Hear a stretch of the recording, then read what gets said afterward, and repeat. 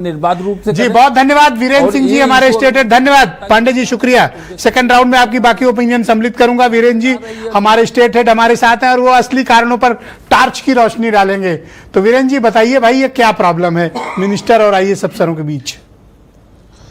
ब्रजेश जी देखिए, उत्तर प्रदेश में सारे अधिकार बिजली विभाग के चेयरमैन के पास है और वो चेयरमैन सारे डिस्कॉम में ट्रांसफर पोस्टिंग से लेके जो चाहे वो कर सकते हैं। ये पावर आईएएस अफसरों को दी गई है। मिनिस्टर का बहुत ज़्यादा रोल बिजली विभाग में नहीं है। ये सौभाग्य है उत्तर प्रदेश में कि पिछली योगी की 2 सरकारों में 2 मंत्री ऊर्जा विभाग को मिले और दोनों ईमानदार थे। श्रीकांत शर्मा 5 साल तक ऊर्जा मंत्री रहे योगी की पिछली सरकार में और उस समय उनका काफी संघर्ष हुआ तत्कालीन चेयरमैन से और कई पत्र उन्होंने आईएएस अफसरों के खिलाफ लिखे। आज अरविंद कुमार शर्मा भी ऊर्जा मंत्री हैं 3 साल से, उनके ऊपर कोई दाग नहीं है, वो बेईमानी नहीं करते हैं। लेकिन जब सुल्तानपुर में वीडियो आया कि मंत्री जी बीजेपी कार्यकर्ता बोले 3 घंटे बिजली आ रही है, तो मंत्री जी सुनते रहे, फिर उसका जय श्री राम बोलकर गाड़ी में बैठ गए। तो उस पर उनको बड़ी आलोचना हुई। एक वीडियो ये आ गया जो लोगों ने देख लिया। ऐसे कितने कार्यकर्ता उनसे शिकायत करते होंगे जिलों में जाने पर जो लोगों को पता नहीं।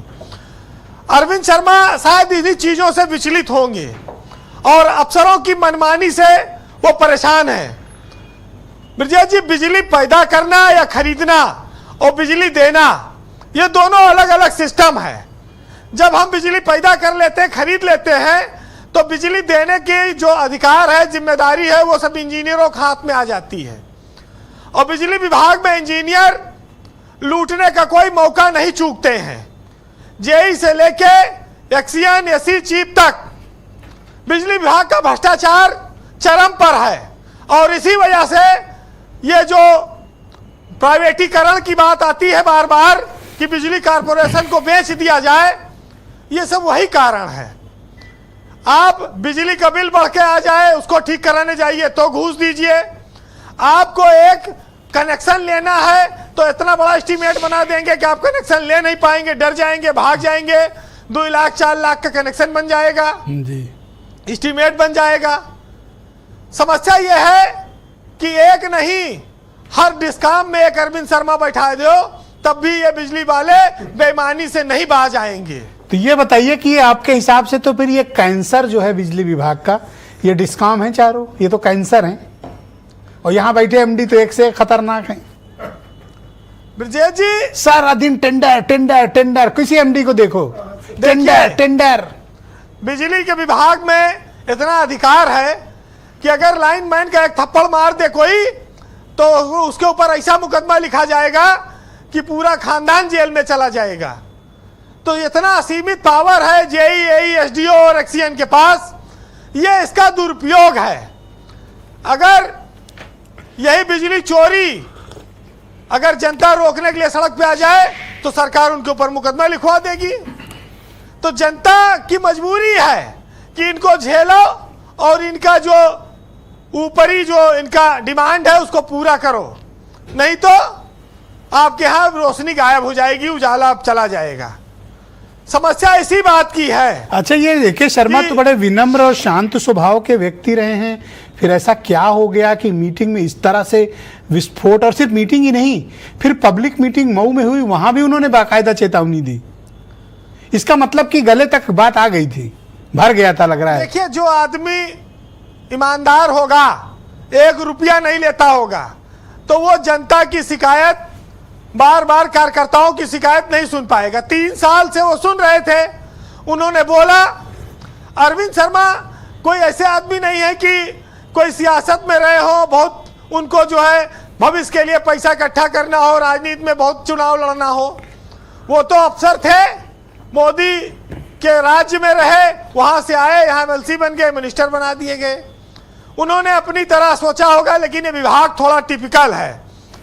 ब्रजेश जी, तमाम सारे अफसर रहे, नाम ले लें तो उनको तकलीफ होती है। देवराज और खंगा रौत से कोई निपट पाया?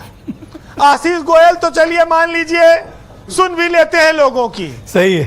देवराज से लोग अच्छा, बताएं- अफसर भी मैं देखा हूँ बिजली विभाग में चुन चुन के लगाए जाते हैं, मतलब है कुछ बात तो है। बिल्कुल। ओपी पाड़े की भले आवाज न निकले, लेकिन लगाए तो जानबूझ के ऐसे जाते हैं। देखिए, ये विभाग तब तक नहीं सुधरेगा जब तक इसका प्राइवेटीकरण नहीं होगा, क्योंकि जब नीचे तक हर आदमी भ्रष्टाचार करने की कोशिश करेगा तो जनता को शोषण करेगा और उसका खामियाजा राजनीतिक लोग भोगते हैं। भ्रष्टाचार जनता के साथ होगा तो नेता को भोगना ही पड़ेगा, मंत्री को कब का है? सुनना ही पड़ेगा, अभी तुरंत- क्योंकि अफसर से वो नहीं लड़ सकते। बिजली विभाग के हाथ में ये जो FIR के अधिकार हैं ये समाप्त किए जाने चाहिए। इससे जनता को मजबूरी में शोषण सहना पड़ता है। बिजली विभाग के अधिकारी इसका दुरुपयोग करते हैं। तो आज मुख्यमंत्री की बैठक थी, कोई रास्ता निकला वीरेन जी? देखिए, मुख्यमंत्री तो 2-4-6 महीने में एक आध बार साल में बैठक लेते हैं। जब मंत्री लगातार सोशल मीडिया पर उनका चल रहा है, वायरल हो रहा है, तो मुख्यमंत्री ने भी सोचा कि आखिर ऐसा क्या बवाल चल रहा है, इसको देखा जाए। हल निकलने का क्या है? जब सरकार पूरा मदद कर रही है, सरकार चाहती है कि भ्रष्टाचार ना हो और लोगों को भरपूर बिजली मिले, तो ये बिजली कहाँ जा रही है? ये तो वही बात हो गई कि हम केंद्र से 1 रुपया भेजते हैं और गांव में 15 पैसा पहुंचत है। सरकार कहती भरपूर बिजली है, गांव वाले कहते 3 घंटा आ रही है। तो ये कहाँ चली जा रही बिजली? अब बिजली जाने के लिए लाइन, ट्रांसफार्मर, सब स्टेशन चाहिए। बिजली कोई ऐसा तो नहीं टेम्पू में बैठा के गांव छोड़ा है। अरे बिजली को आपको बताएं टेम्पू में कि पश्चिमी बैठा के उत्तर प्रदेश में एक किस्सा आया था कि एक लाइनमैन अपनी प्रेमिका से मिलने के लिए उस इलाके की बिजली काट देता था और अंधेरा हो जाए तो मिलने जाता था पश्चिमी उत्तर प्रदेश में। तो एक दिन पकड़ गया, सब बहुत मार मारे गांव वाले। तब पता चला कि रोज यही कांड करता था, रात में बिजली काट के। ये बात राघवेंद्र जी को नहीं पता थी। तो ये बिजली का बड़ा दुरुपयोग है। जी वीरेन जी, ऐसा नहीं। कंक्लूड करिए प्लीज। ये देखिए उन्होंने देखिए, बताया, प्यार दिया। आज मैं बात कहूंगा, थोड़ी प्रेम मोहब्बत वाली शायरी है, लेकिन इसका राजनीतिक संदेश बहुत बड़ा है। आप सुनिएगा, अफसरों और मंत्रियों के बीच और इंजीनियरों के बीच भी इसका एक संदेश है। सुनिएगा कि रुमाल ले लिया है किसी माह जबीन से और कब तक पसीना पोंछते हम आस्तीन से। ये आंसुओं के दाग हैं, आंसू ही धोएंगे, ये दाग धुल न पाएंगे अब किसी वॉशिंग मशीन से। बहुत शुक्रिया वीरेन जी, आपका बहुत बहुत धन्यवाद, बहुत शुक्रिया हमारे साथ जुड़ने के लिए। बहनों भाइयों, क्विक राउंड है, मैं अपने